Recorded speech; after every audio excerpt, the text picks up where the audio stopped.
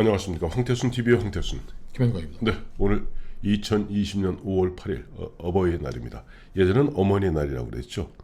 어버이의 날의 기본 취지는 사자성어로 음수사원입니다. 내가 지금 먹는 물, 내가 지금 살고 있는 나, 그 근원이 어딘지 알아라.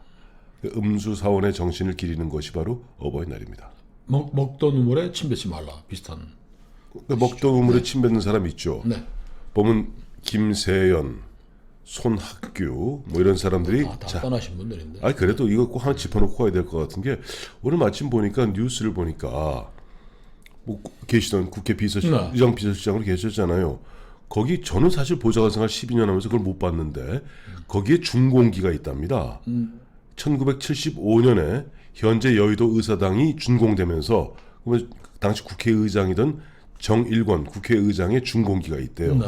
근데 그 준공기 내용에 아주 보니까 문재인 대통령과 민주당 이 사람들을 갖다가 비율을 거슬리게 하는 대목이 있다 그럽니다. 그래서 이걸 없앤답니다. 그래, 그 국회의사당도 75년에 네. 8월 15일을 기해서 지어졌고, 거기에 뭐 국회의사당에 얽힌 에피소드, 재밌는 이야기들도 많이 있습니다. 그 전에 이제 그 국회 기자실이 네.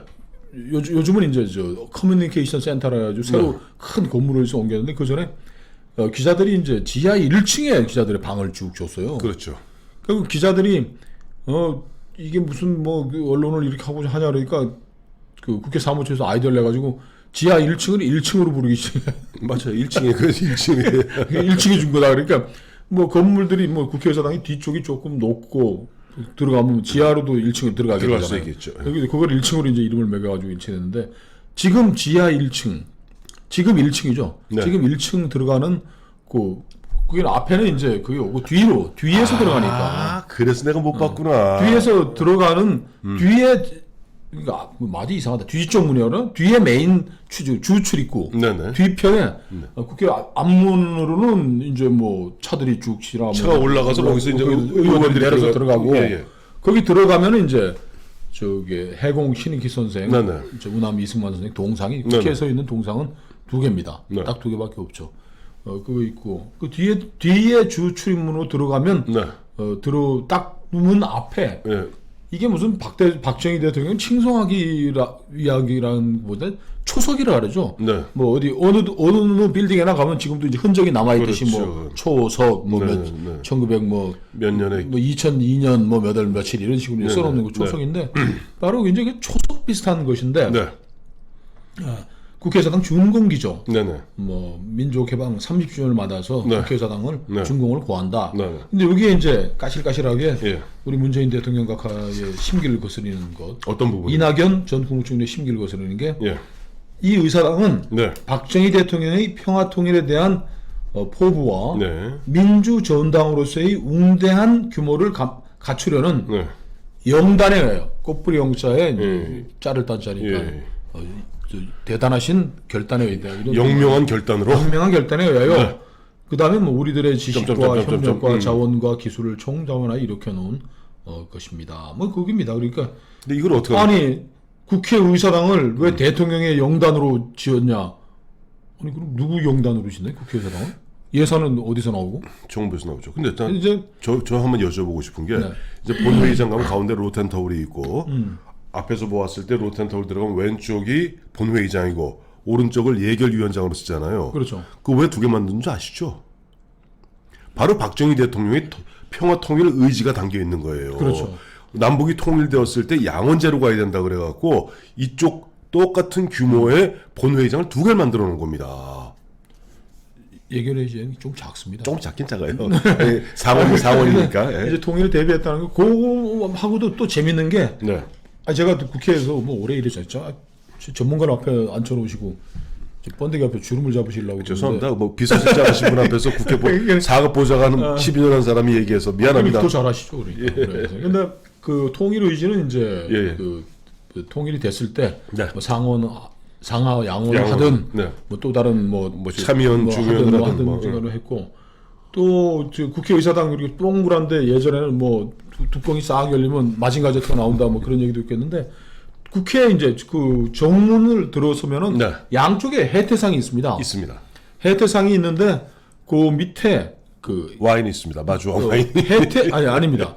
해태 주조에서 만든 네. 노블 와인이라고 노블 와인이구나. 국산 와인을 1975년에 네. 36병씩 각 네. 36병씩 72병을 네, 넣어서 맞습니다. 통일이 되면 네. 그걸로 우리가 통일 축하주를 하자. 그래서 네. 국산 와인을 묻어놨다고 했는데 그런 숭고한 뜻도 있지만 해태상을 세워야 되는데 건설비가 부족해서 해태 주조를 비틀어서 못 세웠다라는 얘기도 있고. 자, 그런데 지금 저 좌파 쪽에서는 뭐라고 얘기하냐니까 그 당시 1975년에 준공하지 않았어요. 네. 여의도에서 여의도에다가 저희가 사진 보여드리겠습니다만 허허 허허벌판입니다. 허허벌판.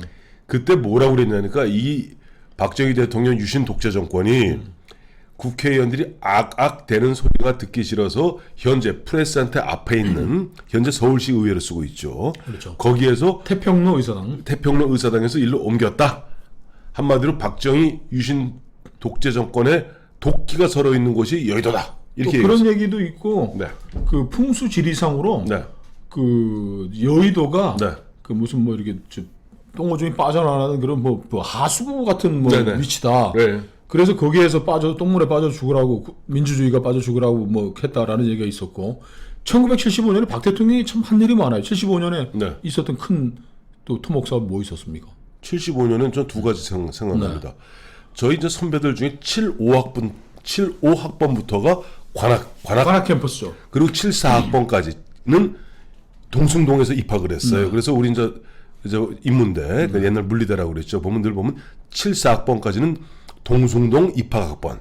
그렇죠. 75년부터는 관악 입학학번으로 따집니다. 그 75년에 이제 서울대학교가 이제 동숭동 캠퍼스에서 네. 여러 가지 뭐 저기 홍릉에 있는 공대 다 모아가지고 이제 관악 캠퍼스 시절들을 열었는데 그때 얘기가 대학생 놈들이 하도 유신 반대 데모를 하니까 데모 못하라고 거기다 갖다 쳐박았던데 지금 보면은 저도 뭐 저 강창 회장님 모시고 전 세계 국회 돌아다녀 봤는데 네. 대한민국 국회처럼 네. 번듯하게 네. 제자리 잡고 있고 네. 위용이 있는 국회는 뭐 미국이나 뭐 영국 국회 정도 빼놓고는 없습니다. 네. 전 세계. 그 다음에 네. 서울대 관악 캠퍼스도 지금 가보면 비좁아요. 아, 좁아요. 비좁아 터져가지고 저희 뭐 70년대 후반 80년대 초반에 달때는 거기 저 빈 공간에서 야구도 하고 축구도 하고 그랬는데 네. 바늘 하나 꽂을 틈이 없을 정도로 빽빽하게 네. 연구 시설들이 이제 들어차 있는데 네. 과연 박정희라는 사람의 이 타고난 안목 이런 게 없었다면은 그 서울대 관악 캠퍼스 네. 국회의사당 건설 가능했을까요? 불가능했습니다. 뭐 아시겠습니다만은 우리 박정희 대통령이 경부 고속도로 건설하겠다고 나섰을 때 그 당시 정부 예산의 거의 30%를 썼습니다. 그때 야당 의원이었던 김영삼 의원, 김대중 의원 뭐 했습니까? 국회 본회의장에 나와서 이거 차도 없는 나라에서 고속도로 닦아놔봐야 부자들 놀러 가는 데밖에 안 쓴다면서 그 건설 반대하면서 특히 김대중 의원 같은 경우는 거기서 공사 현장에서 들어 누워서 공사를 방해했습니다.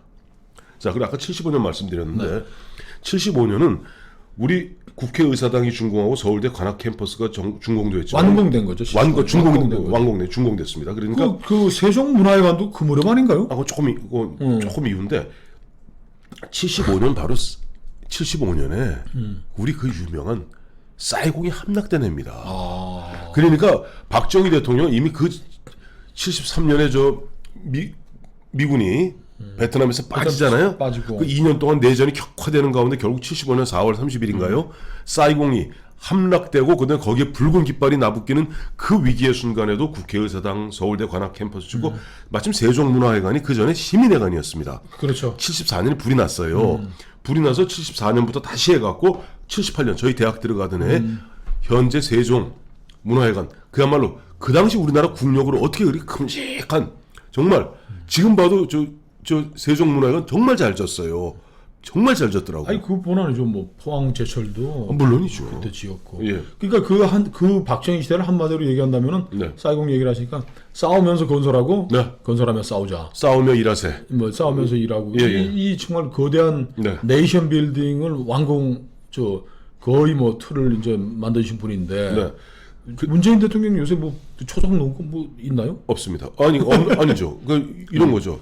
이 기본적으로 이번에 마침 이 박정희 대통령 그 정일공 국무총리의 그걸 갖다가 뭐 LED 조명을 통해서 가리려 한다 하는 얘기 나오니까 현재 미래통합당에서 나온 반응이 반달리즘이다 하는 표현이 나와요. 반달리즘. 반달리즘이 대표적인 게 우리 기억하시겠습니다만 옛날 탈레반들이 그렇죠. 바미안 속불 깨부순 거 있지 않습니까? 아니 그 바미안 숲을 탈레반 정권이 네.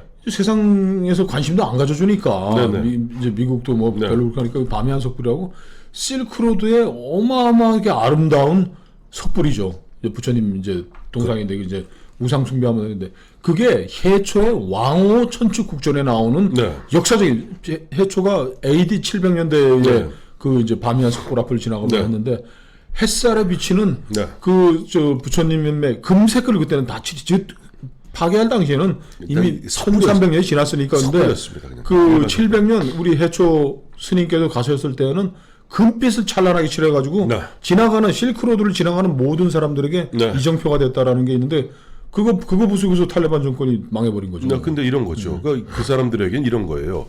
마치 옛날 마오 시대 비림 비공 해가지고 과거의 잔재를 다 때려 부숴야만이 마오의 새로운 세상을 열 수 있다 그렇죠. 하듯이 지금 문재인 대통령이 대통령 후보 당시에 당시 썰전에 나와서 제가 보여드리겠습니다만 썰전에 나와서 본인의 입으로 한 얘기가 있습니다.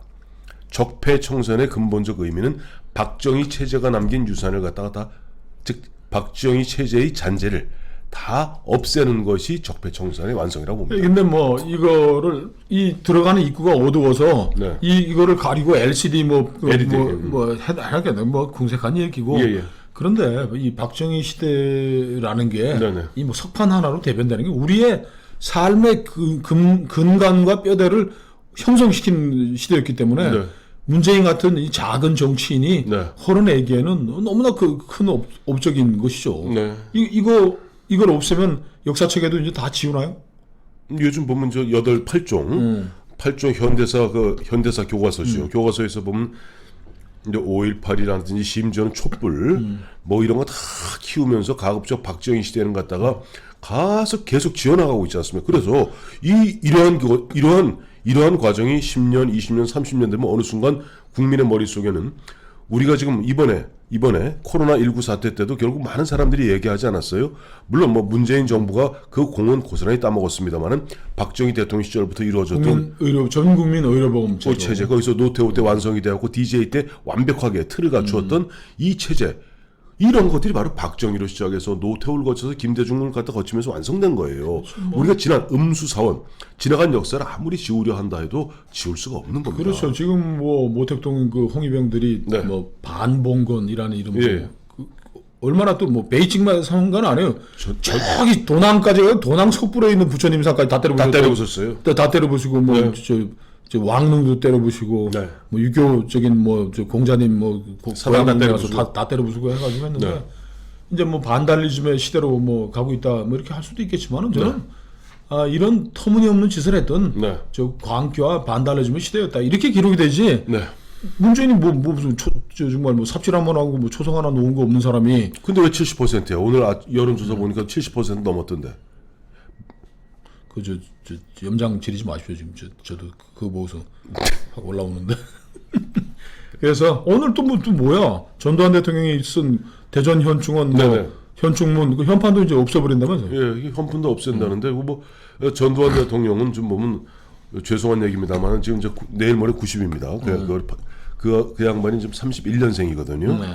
근데 보면 참 오지게 정말 그 전두환 대통령 갖다 조리 돌리고 있는데 1980년 5.18 때 그 당시 어떤 뭐 입이 10개라도 대한민국 군인이 그럼 마치 똑같아요. 1900 예를 들어서 1989년인가요? 그 천안문 사태 때 입이 10개라도 인민해방군이 어떤 시민을 갖다가 살해했다는 것은 그건 입이 10개라도 할 말이 없지만은 지금 그거 갖고 모든 그 당시에 그 모든 우여곡절을 갖다 전두환한테 잡아 싸 돌려갖고 이제는 1985년에 완공된 유성에 있는 제2국립현충원 거기 현충문이라고 아마 전두환 대통령 휘호 한글로 써있는데 그거 갖다 뭐 안중근 의사 뭐 글로 바꾼다니 뭐 안중근 의사 그 글로 바꾸네 그나마 다행이네요. 나 문재인 대통령 휘호를 바꿀까봐 걱정했어요. 그게 그 문화 파괴하는 사람들에게 몰상식인데 우리 저 작년 10월에 안중근 의사 네. 이거 110주년 해서 그 호수에 갔었잖아요. 갔었죠. 어디 뭐 했더니 안중근 의사가 그 호수 이름을 이렇게 뭐 써놓은 게 있는데 네. 한국 사람이 하도 많으니까 중국 사람들이 안중근 의사의 네. 글씨 가운데에 뭐 박혀 있는 걸 빼와가지고 체자해서 네네. 이제 만들어. 그게 무슨 생명력이 있겠습니까? 그렇죠. 박 대통령이 저 75년도에 이 국회의사당을 지었다라는 기록이 그렇게 배 아픕니까? 배 아픕니까? 이걸 지운다고 그 역사가 사라집니까? 저는 뭐 이제 이 180석을 장악한 거대 여당이 예. 뭐 오늘 야당 원내대표 뽑히면 이제 국회법부터 싹 갈아가지고 저 협치하는데 장애가 되는 모든 걸 다 없애겠다는 협치를 그렇게 일방적으로 밀어붙이지 그걸 또 협치라고 그러대. 협치라는 말 좋은 건 이 사람들이 계속해. 뭐 민족, 뭐 사회주의, 국가 뭐 하는데 그 이제 이 180석 거대 야당 문재인 정권의 역사 지우기, 적폐청산에서 이제 역사 지우기까지가 오늘 이제 시동이 걸렸다. 뭐 그런 신호로 봐야 되겠죠. 그렇죠. 보면 그 대표적인 예로서 20대 문희상 국회의장이 마지막 서비스를 하고 21대 의사봉을 넘기는 것 같습니다. 네.